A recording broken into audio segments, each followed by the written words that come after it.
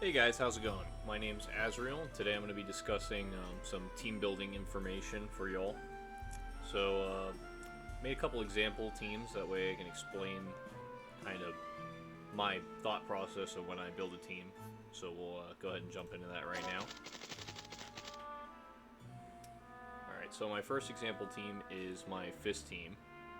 So with any team, I suggest that you focus on maxing out your primary carry first.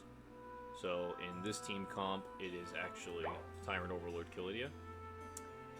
So what I like to do when I build my teams is I pick my DPS, and then I build the team around that character. That way they can shine brightest.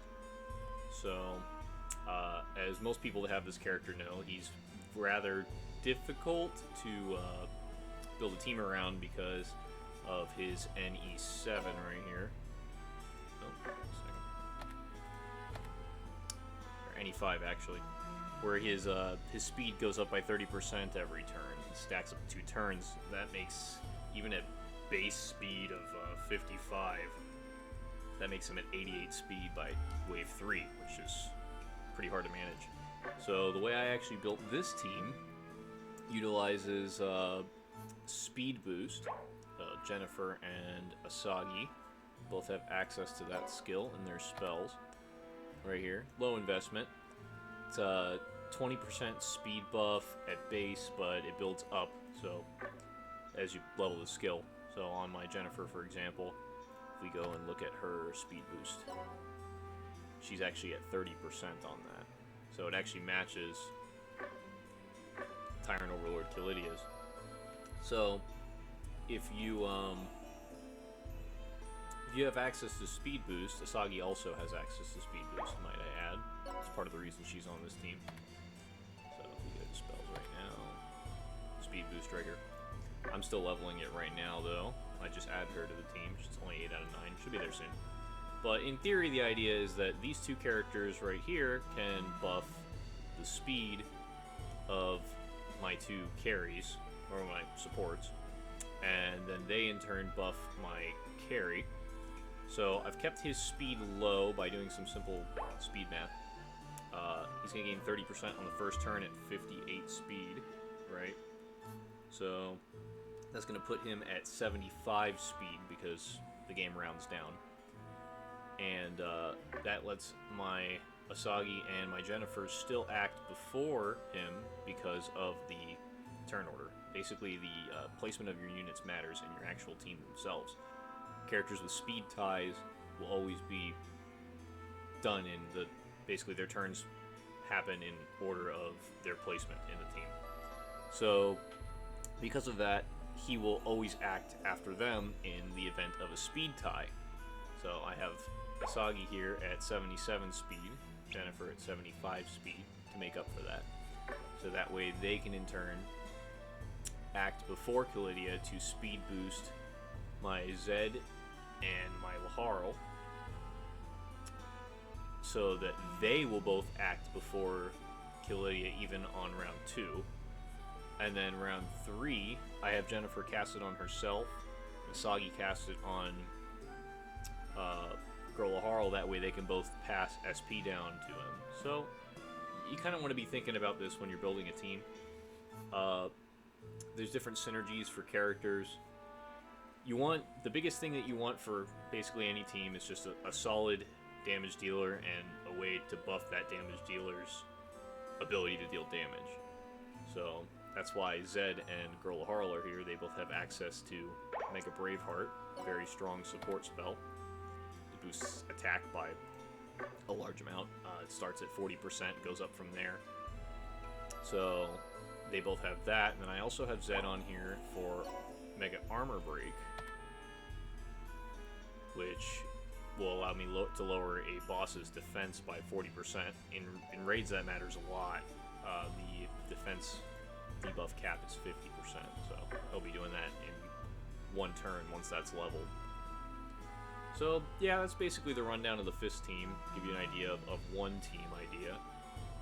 Now let's grab another example right here, an int team. So When I was talking about picking one character and kind of building the team around them for damage dealers, the biggest things you want to try to work on for a damage dealer is to have a low cost AoE, a high target or high damage single target skill, and then the other big thing that massively improves their damage output is you want an ability that increases skill damage. The reason you want that is buff caps, they're hard capped eventually with your attack, your int, especially in raids. At raids it's 300%. So you'll be able to stack int on a character pretty easily with Mega Magic Boost, or attack on a character very easily with Mega Braveheart, but you can't really stack skill damage with spells. So skill damage is something that will bring a character's damage output through the roof, and it's the reason right now, in my opinion, this is the best magic damage dealer that we have right now. So the team's built around her, and again, it's the same logic as the previous team, where we have characters that have buffing skills, and then we have an SP battery. It's pretty important for any team. If you can get an SP battery on your team, you want an SP battery. So, got our SP battery right here, and then you want all the abilities to kind of tie together. So, anything that would buff int right now, or Pure Sicily has a very important ability for int-based teams. It's this one right here. It allows them to actually do damage with their normal attacks, so that matters a lot. And yeah, that's basically it for that team comp. Here's a example of a monster physical team. It's the same concept again. You have your primary damage dealer, then you have your buffers in Lusalia Thursday. Disgaea's here because she lowers defense with her ability. That's really all she's doing.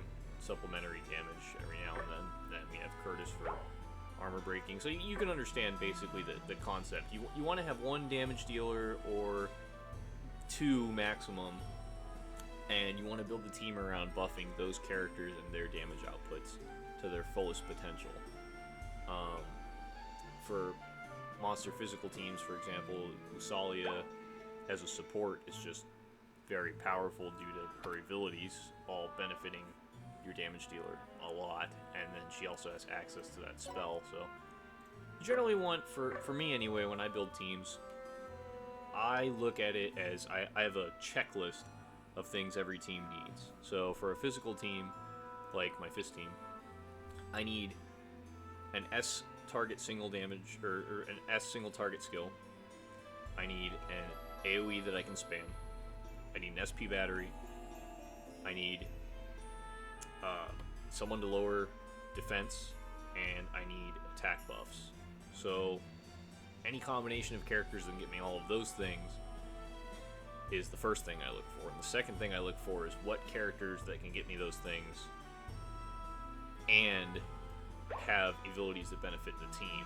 So, like, Asagi probably seems out of place here because this is a fist team, and she's gun forte, but the reason she's ran is because she boosts attack and HP and my skill damage, which again, we were talking about skill damage being one of the only things you can't really boost actively. It's a, well, actually she just boosts damage period, but same idea. It benefits the team greatly, and then that speed boost, again, tying into the fact that Kilidia has that issue where he's just too fast to buff, she kind of compensates for that. So you want to try to think of how you can benefit a single character in this case, or two carries works as well. So an example of that, over here, I have a gun team right here. So Asagi's problem is that she doesn't have a skill that is a strong single target. So in this kind of team, I'm actually running two damage dealers. We have Awakened Rosalind here. She has an A+, A, rounded up to A+ when you level it. So she can deal with bosses, and she has that skill damage ability that we were talking about. So she can deal with that. And then we have Carl here, just have him, well, he's equipped with Fist right now, but in this team he would be equipped with a gun, so he can abuse the gun passives from the rest of the party. The SP Battery and Rosalind. And then we have Sapphire as just a support, all-around good gun support. She has Mega Enfeeble, Mega Magic down, so she heals. You know, good abilities for gun units. Probably some of the best abilities a gun unit could have. So, you just want to basically break down your teams to their focus around a singular damage dealer. And, yeah, I guess that's the end of the discussion video. If you liked it, leave a comment or something. Tell me how I can improve. And, I guess I'll catch you in the next one.